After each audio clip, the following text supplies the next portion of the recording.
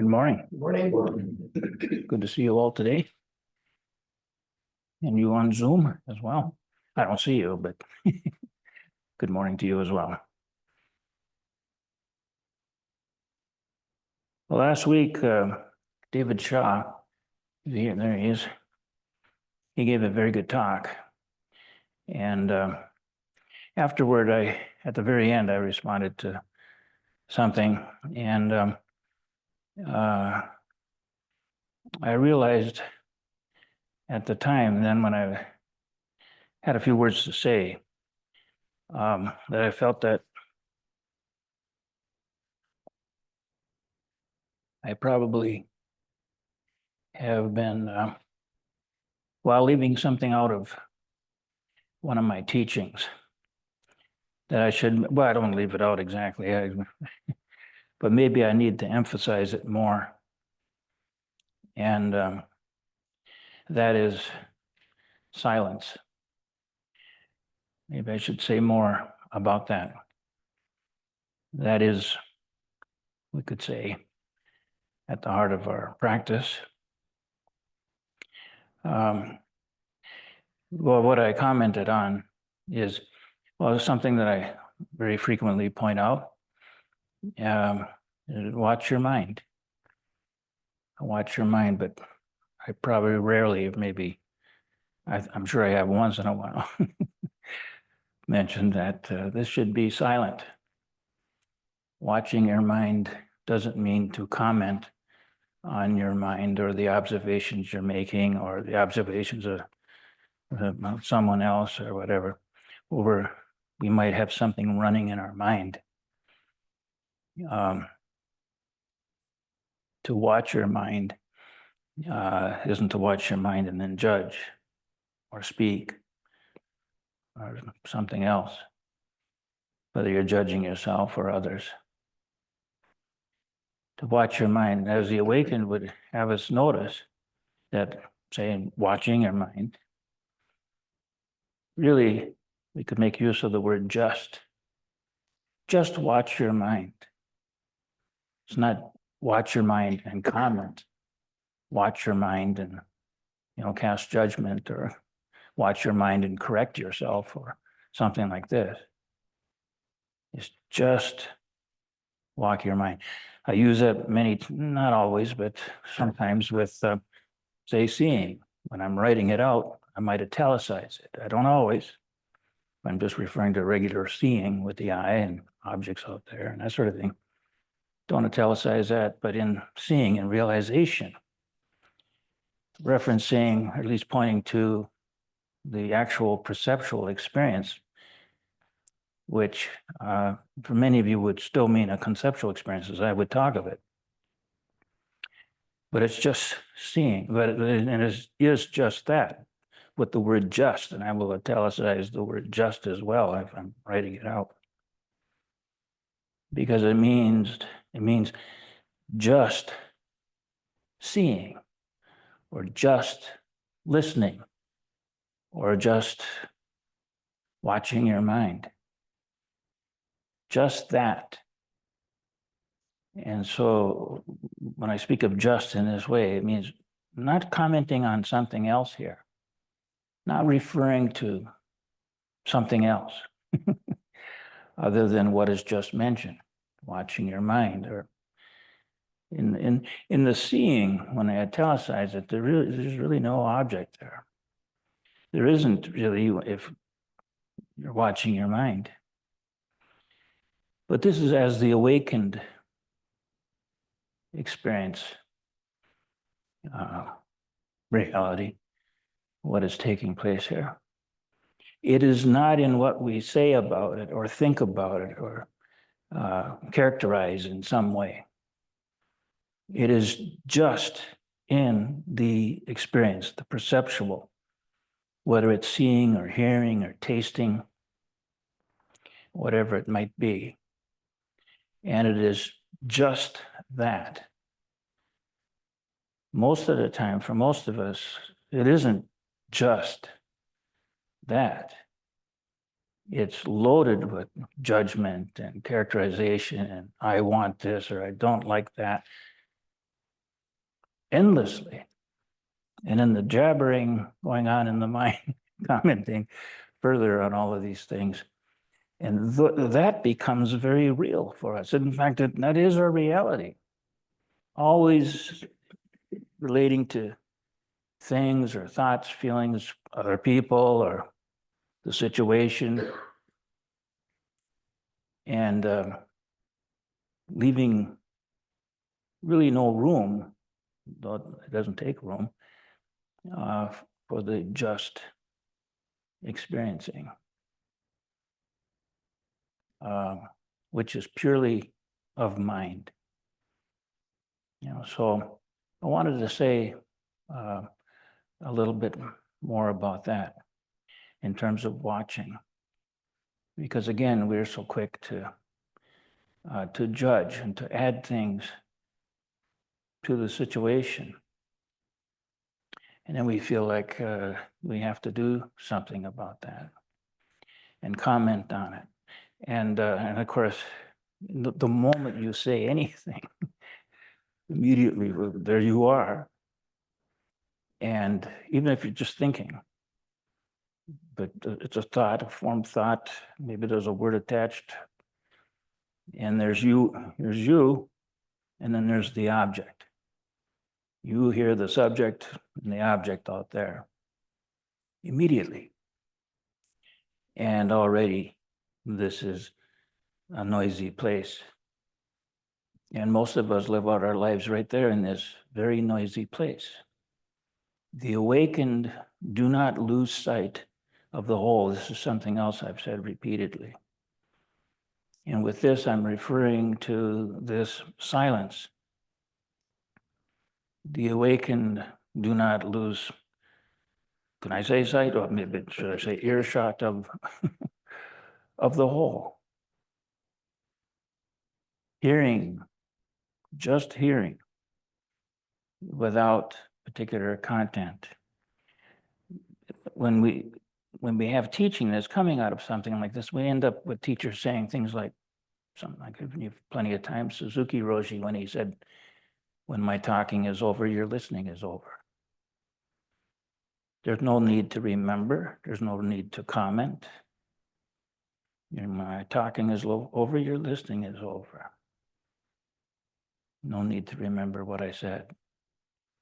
Which when I first read that, that's in his Zen Mind, Beginner's Mind. And when I first read that, I thought, well, that's crazy. But there's great wisdom in that.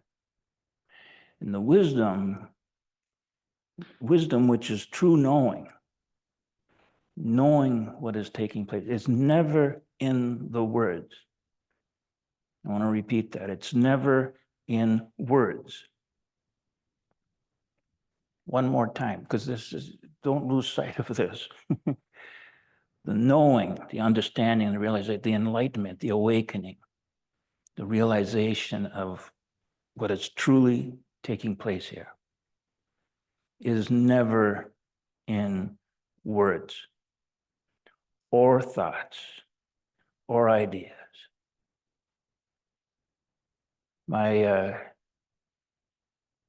Early on in my youth, at some point, I was probably in junior high when I realized really I wanted just to know, to be awake. I probably didn't know that much about Buddhism yet.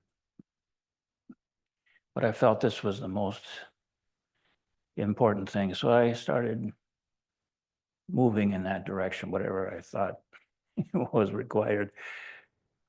And to protect my mind, which I would probably associate with my brain at that time and stuff like that. So I'd take care of that.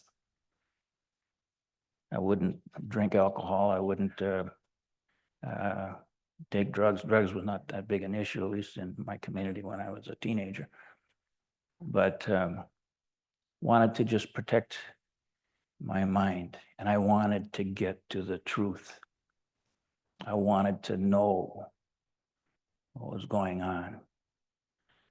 I felt that the suffering in my life was such that it's because I didn't understand this, what's going on here. Why this kind of a world? So in many ways, I mean, it seems so painful, also joyful. It wasn't that I had such a terrible life or anything like that. But there's suffering in it. And so I was very interested in wanting to know. I turned my interest towards science, and also when I got into college then, and into philosophy a bit. And almost took a major in philosophy at one point. That's where I thought I was headed. But at some point, started to notice that it's just over the centuries, the various philosophers discussing, sometimes throwing back to people who lived long before them and arguing with them in some way. But it was almost like just people arguing back and forth without arriving at any kind of true knowing or understanding of what is taking place here. And same thing in the sciences. As at some point I began to realize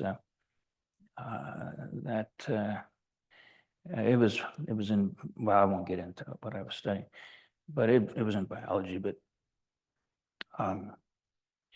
it was like we got up to the frontiers and we're wondering where do we place things and stuff like this. And it's sort of like we're deciding this. Of course, we'd watch it, we'd test it, observe it. If it seemed to work, that's, okay, we'll keep going that way.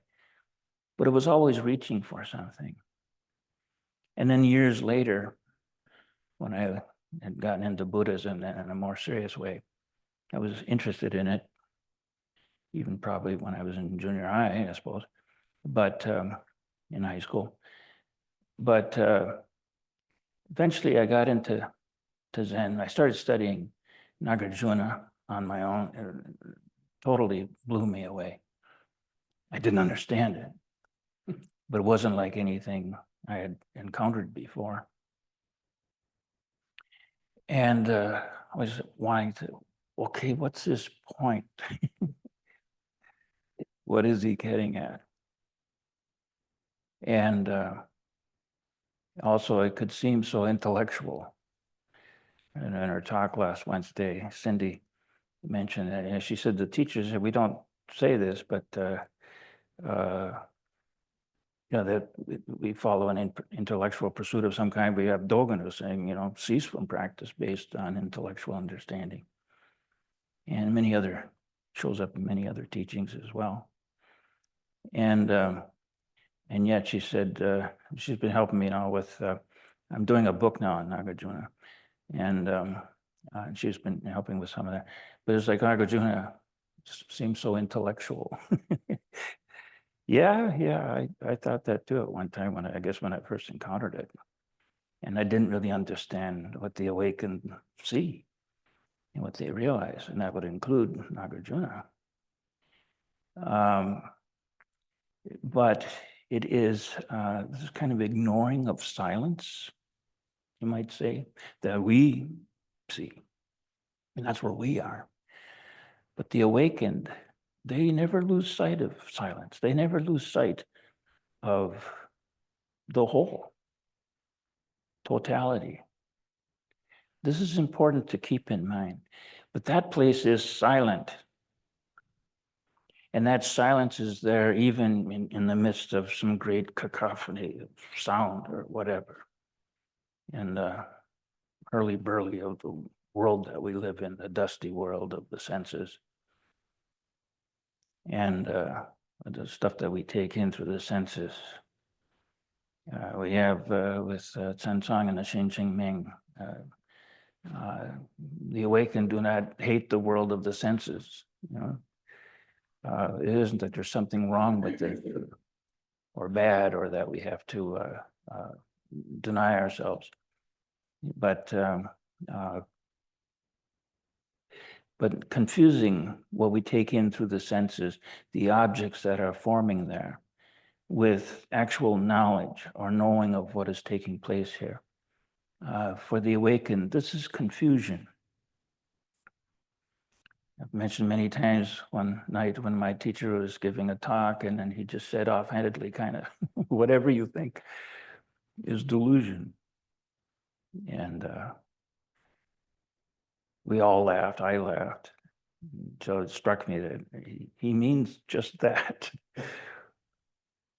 Whatever you think, whatever you put into words, ideas, now this is confusion.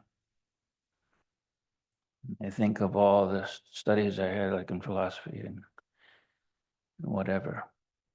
I remember too that once I was into, and this was Katagiri, we had, I think it was Rev Anderson that came in, and he had been studying Abhidharma, and we spent a week or two really intensely looking into Abhidharma teachings. And I remember too how we would sit there and discuss and argue about the various teachings going on in Abhidharma, and these Abhidharma studies, the various dharmas. You know, we have in the Mahayana, we say in the Heart Sutra, all dharmas are empty. Yeah. They don't increase or decrease, but here with the Abhidharma studies, that's what we're looking at and talking. Not talking as if these dharmas are empty. These are the elements of experience, breaking it all down into these various basic foundational components of reality, and they're called dharmas.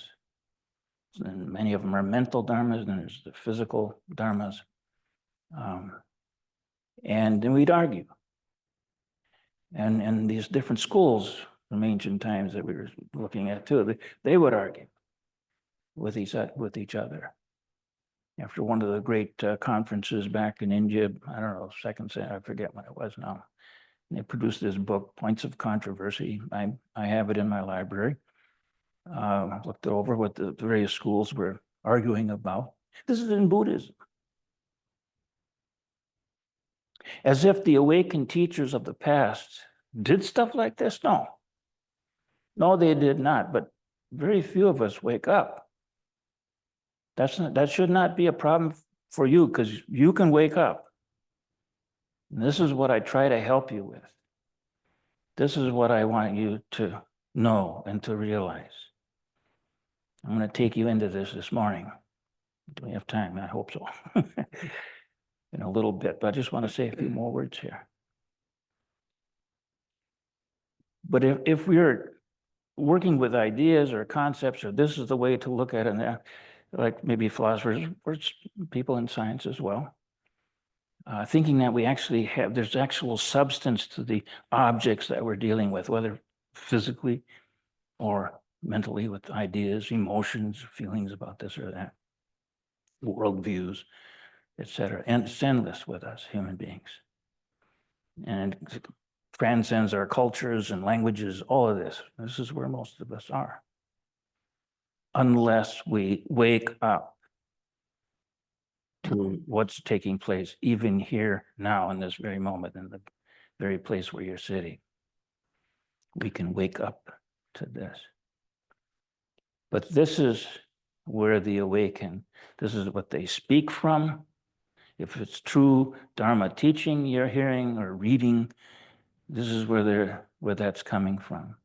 There's plenty of places, not just in Buddhism, but in anything you want to look at all, where it isn't that. It might be useful stuff, handy stuff, helpful stuff in many ways.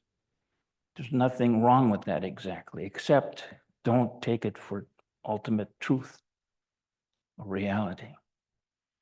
Because that is never in words. It is never in concepts, theories, ideas. It's just these things cannot hold reality.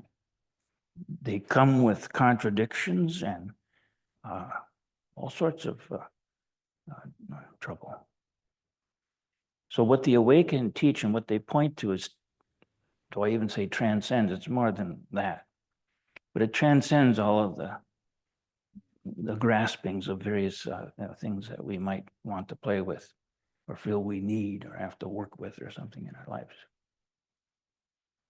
So this is something that's very, well, it's silent, very subtle. And that silence is always there, even in the midst of war or torment in your own life, in relationships you might have with others. There's silence. right there. You can find it right there, but you need to understand what you're looking for. You don't have to look for it. It's right there. But we reach for this, reach for that. Want to win this argument, want to straighten you out on that point. This is where we are. It's stormy, noisy, painful, confusing. There's no rest in there. And we don't, in the backdrop of it all, we don't know what's going on. And that's very disturbing, very frightening. We can believe things, we can develop systems of thought and belief in religion, whatever, that'll maybe comfort us, tell us something. Yeah, and people even generate stuff like this in Buddhist teachings. But this is not to understand what the awakened have pointed out, and it's not to understand what Nagarjuna is doing. For example, in Cindy, what it is that he sounds intellectual because he's pointing out what these various schools are doing. And they're very intellectual. Dogen says, well, cease from that. And Tantang, when he's talking about it doesn't mean to hate these things, the world of the senses, the dusty world, all of that. But just don't keep looking there for the truth. This comes to us in a totally different way. And the way, well, how do we, that's what I wanted to get to this morning. How do we go about this, and how do we find our way to an understanding of reality and what is taking place? If we're not going to use words or concepts or ideas, so this is why Dogen says too, between the, the dull-witted and the enlightened, there's no difference. Or he didn't say enlightened, he just says the brilliant maybe David, you know that one? I don't know. Mary's not here. She would know. But between the dark, dull and the sharp-witted, yeah. There's no distinction to me. That's Dogen. So this isn't taxing your intellect in any way whatsoever. Don't worry about that. If you don't feel like you're, can put together ideas here, very well and that sort of thing, in a consistent and logical way and all of that, don't worry about that, because that's not required. Words are not required here, though we can't escape them. I'm talking to you, so I'm going to have to use words. But let me just see if I can point to something here for you. I have pointed in various ways over the years, but I forget to keep bringing silence back into the picture. That's why it's really what's going on here. It has to do with silence, and so it's not in the words. Those who are awake in this moment haven't lost sight of that silence. Okay. And it was after I spoke after David's talk last week. And I realized I don't talk about this enough. I haven't pointed this out enough. So that's what I'm trying to do this morning now, to talk about something we can't talk about. But it was sort of like this. This past week then, after dinner one evening, I was just stayed behind there in the kitchen, and I just had which I often do, but I just had a piece of chocolate.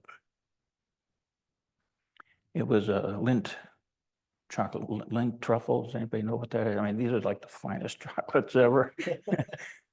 And anyway, and they come wrapped. And anyway, I took one of those chocolates.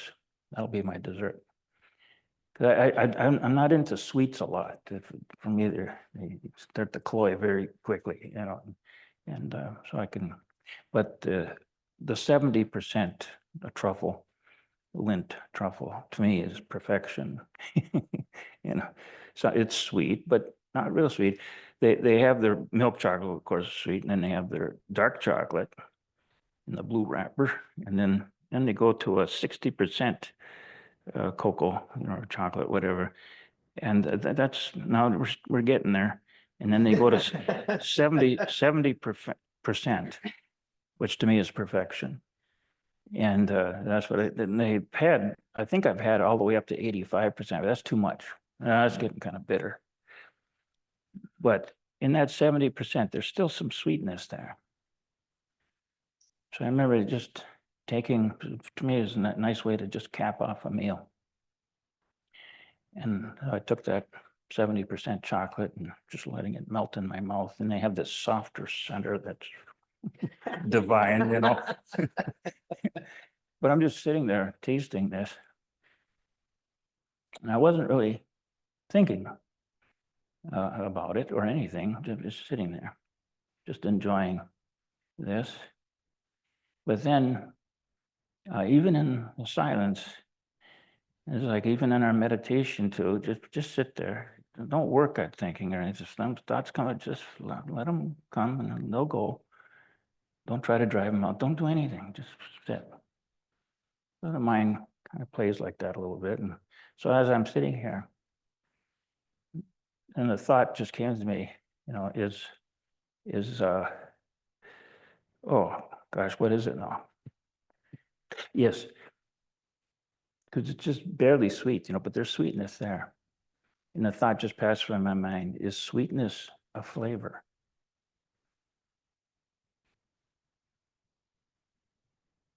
Sometimes when you're doing this, now in a room full of people, and we're talking, things like this, you know, but at a time when you can be very quiet and settled, not obsessed with any particular thought or whatever, just quietly sitting there, and you just, maybe you could ask. In this case, though, I didn't deliberately ask myself, that it just sort of came up. Is sweetness a flavor? Because I was just noting this very subtle and sublime sweetness. And of course, then there was the flavor of the chocolate, the dark chocolate. Sweetness. And I thought then of, you know, oranges are tart. At times they can be, and yet there's still sweetness. Here's this dark chocolate, and there's sweetness there. The chocolate isn't the same as the orange. The taste is totally different. You know. And then I realized that I had something I could talk about after.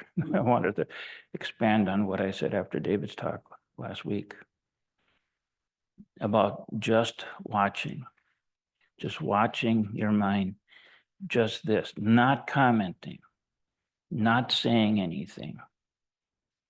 And you could sit there and think about, you have a dark chocolate like that, or anything else, but I think this might help to bring it out into relief, what it is that we can wake up to here. It's not a thought.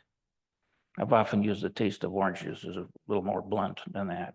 We all know that. And yeah, but that's something known, except in this case, it's still conceptual. It's still not pure perception, but it kind of points and where I want to point. That's what I'm trying to do this morning. I'm pointing maybe further. But the taste of, but you can tell that this knowledge of the taste of orange juice, it's not in a word. Anything you might say about this, if you try to describe the taste of orange juice to someone who's never tasted orange juice, you can't help them taste it in that way. They need to just taste it.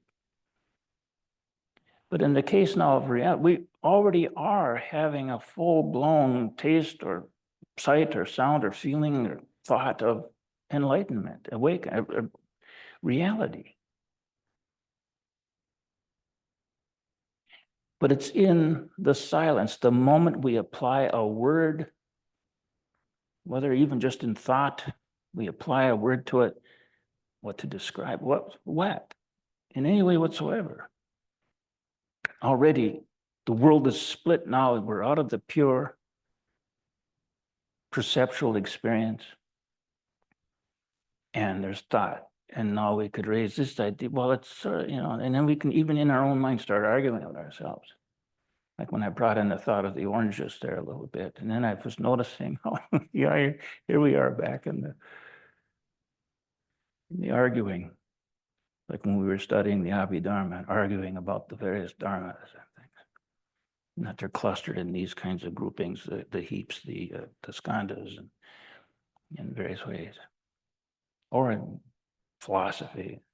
Yeah, it's interesting with philosophy. It brings us all the way up to Ludwig Wittgenstein, who then said, we arrive at this place. He shows that there's nothing we could say. It was kind of there at the same thing. And whatever we say, it doesn't cover it.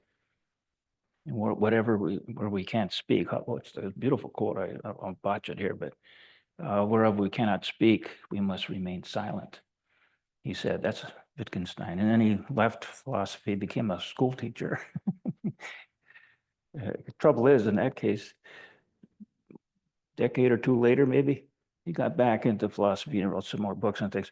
So he started talking again, but other than just teaching school. But anyway, but that's our habit here. And but also the awakened will tell us you don't need to just not talk, stop talking. Sensong says that, not hating the world of the senses, What he also says, what is it? Well, yeah, not hating the world of the senses is what's synonymous, that's not the word, but with true enlightenment. And it's not hating any of that. The things where we draw the drawing of the distinctions. This is what conscious experience is. It's just that. This drawing of these distinctions, of breaking all of this up into the various things here and there. And that predominant one seems to be me here, the subject, and everything else out there. But we can just quietly observe this. But don't say anything about it. Don't try to create some kind of theory or belief. Well, see, the world is like, because the awakened, they don't tell us things like that. So getting back to Nagarjuna then too, seems so intellectual. Yeah, well, if you notice, Nagarjuna actually isn't proposing anything. He isn't really saying something here. He's pointing out everything that we do, looking at the Four Noble Truths, and he's looking at time, and he's looking at conditions, and he's looking at self and all these various things.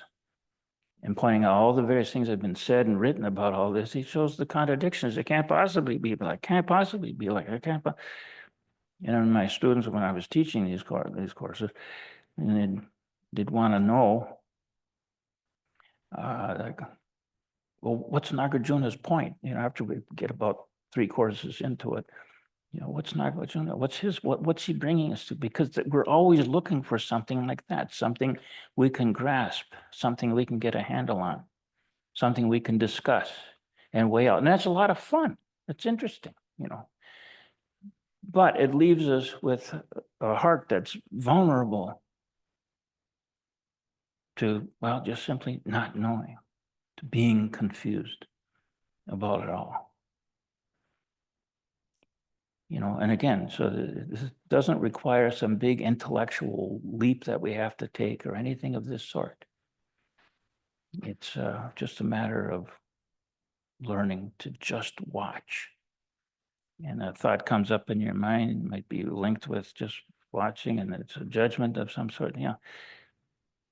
Just see if you can learn to just let that go. It will drift off of its own if you don't play with it or do anything with it. This is our practice. You can't make your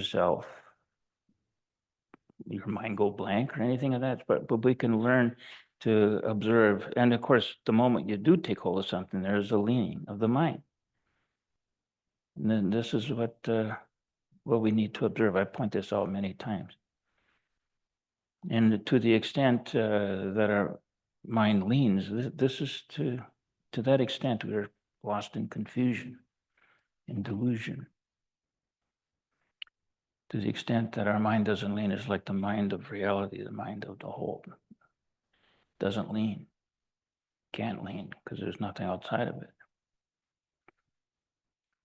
So, but this is then what I want to say. So rather than thinking too hard about anything I said here this morning, or any of the teachings that we have, as Suzuki said, when the talk is over, when your reading is over, whatever, you don't need to remember. Don't dwell on it and keep trying to think, because you're kind of trying to come up with an explanation. That's not necessary. You already know the truth that's in the direct experience of this moment. You might think, well, that's all it is. Well, you'd be surprised if you could really just taste that alone without adding other things to it. It will be the end of your fear, your anxiety about this or that, or where am I going? What's happening to us now in this crazy culture today? Politically, the scene is insane, really insane.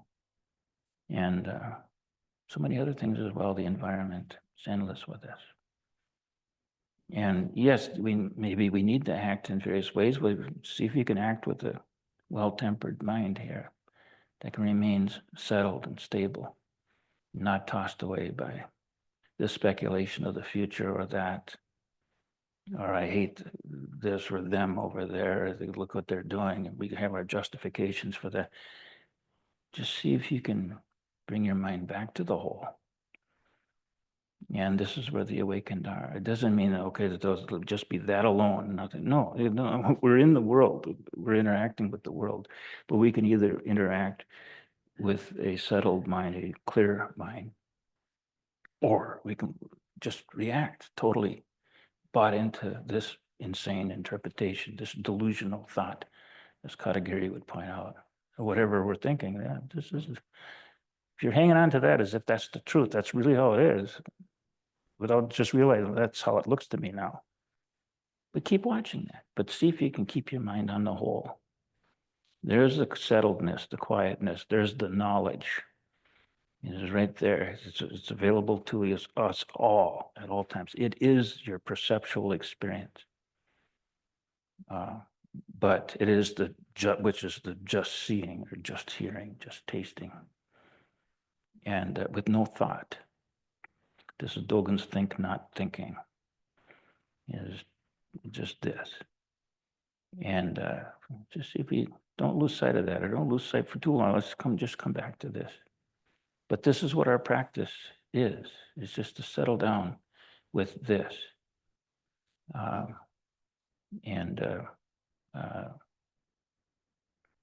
Nothing more. That's why the awakened really don't give us here this little encapsulated truth here, this little saying, this little teaching here. This is the truth, believe it.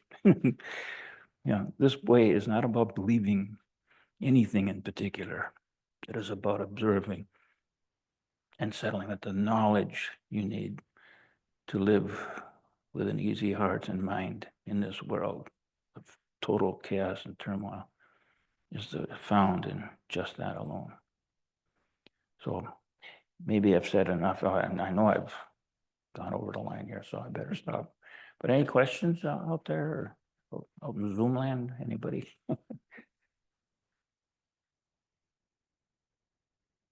I got the mic.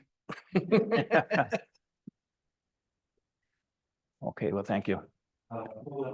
Oh, excuse me. Mary Daner, okay. Hi, Mary. Thank you just for this talk. That's all. It's great. Okay, well, thank you. Is that it? That's it. Okay. Thank you, Mary. Anything else? Okay. Thank you.